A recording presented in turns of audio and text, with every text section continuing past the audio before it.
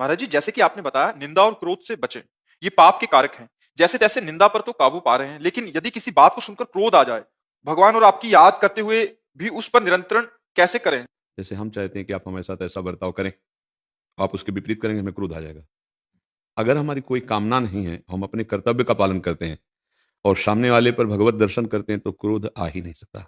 जब तक हम भगवान के चरणों का आश्रय दृढ़तापूर्वक नहीं लेते और सब में भगवत भावना नहीं करते, तब तक न काम पे काबू पाया जाएगा, न क्रोध पे, न लोभ पे, न मोह पे। सामने वाला अगर कोई भी हमारे प्रति प्रतिकूल व्यवहार कर रहा है, वो मेरे कर्म से प्रेरित है। मेरा कर्म दंड देने के लिए आया, इसलिए गाली दे रहा, प्रतिकूलता कर रहा है। मुझे अगर इस भाव को हृदय में धारण करने का सौभाग्य मिले कि मैं पवित्र हो रहा हूं और वो कड़वा बोल रहा है, मैं अपराध मुक्त हो रहा हूं। अगर मैंने कड़वा बोल दिया तो फिर वो अपराध बन जाएगा। हम कुछ सीमाएं हैं जिस तक तो हम सह सकते हैं। यदि हमारे कोई धर्म का नाश करने के लिए, यदि कोई हमारे गुरु की अवहेलना हमारे सामने कर रहा है, हमारे इष्ट की निंदा कर रहा है, फिर हम नहीं सहन करेंगे कि हम इतने तक तो क्षमा कर देंगे। इसके बाद हमारे गुरु का कोई अपमान कर, हम कहते क्षमा, धिक्कार हमारे जीवन को। हमारे इष्ट की कोई निंदा कर, हम कहते क्षमा है। हमारे राष्ट्र पे संकट आ रहा, हम कहते क्षमा।